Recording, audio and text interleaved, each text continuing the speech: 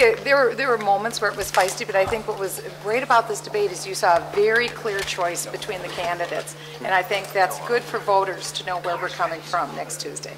And do you think that the tone here, there's something that going into Election Day, are people, are they sick of this, or are they ready for this to be over? What are your thoughts going into Tuesday? I think people are ready for Tuesday. I think they can't wait to get in and cast their ballot. I think people are very frustrated with where the economy is at. They're frustrated with job creation. I think we'll see that reflected in votes at the polls on Tuesday. Congresswoman, you've talked a lot about a TARP and how that hasn't worked. I wonder, it has come in like half as much as what they thought. You know, it's going to be spent $387 billion instead of the full amount, and it's getting paid back quicker and more profitably than expected. Is it still not functioning the way that you think it should?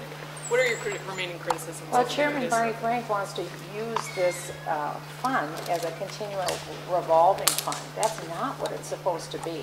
It was supposed to be for a one-time emergency use only, and then go straight back to the United States Treasury.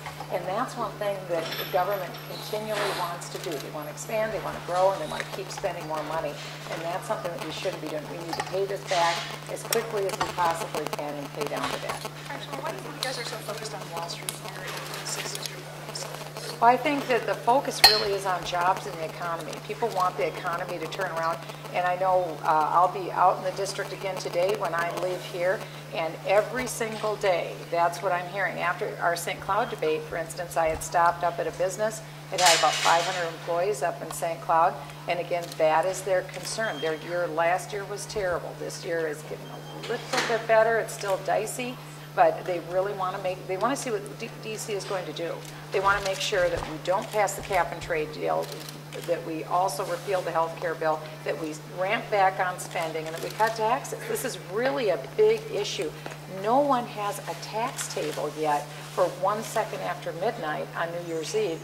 And this is, why would government fail to do its job? By letting people know what the taxes are going to be next year. Right now, we're poised to have the largest tax increases in history if we don't extend the current tax cuts, and I certainly hope we do. Thanks, everyone. Congresswoman, thanks, everyone. Battle going on from the Tea Party and Republican moderates right now.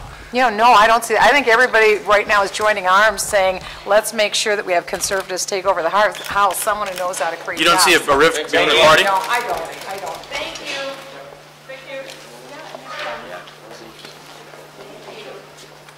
Asked whether there's a rift right now in the Republican Party between the Tea Partiers and the traditional moderates.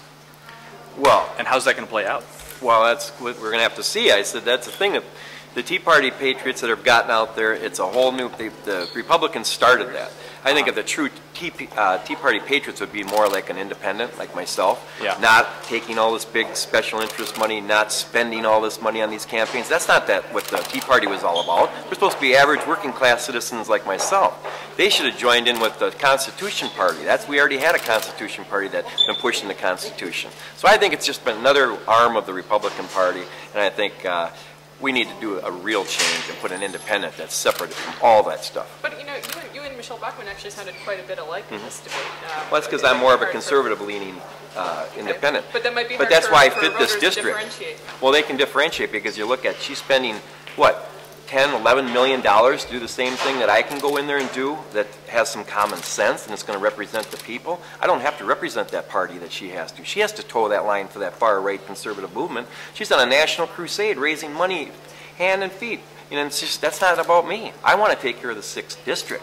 The people I've been talking to realize they want a representative that's going to represent them, not a national crusade. There's enough work to go on just in our district. And I come from the average working class. They don't. I come from the private sector. I'm the only one that knows what we're all going through because I sit next to my constituents every day. I make things. I know what we need to do. They're so disconnected, they wouldn't be spending upwards of $15 million when all of us are making sacrifices. It's not only fiscally, but it's morally irresponsible. And the people see that. When I'm door knocking and I tell them how much money they're raising and spending, and they're trying to hold on to their job and their houses, they think this is ridiculous. We got to get back to some common sense. I'm the only one offering that. Does their bickering help you? I mean, they fought a lot. I would think so. I would think the listening audience would say, thank God we got somebody with some common sense in there that's going to go in there and work for us, not for those two parties. That's all it is. It's about the power of the party and the power of the money and the party, and that's not, we can't accept any PAC contributions as the Independence Party. That's what I love about it. You don't even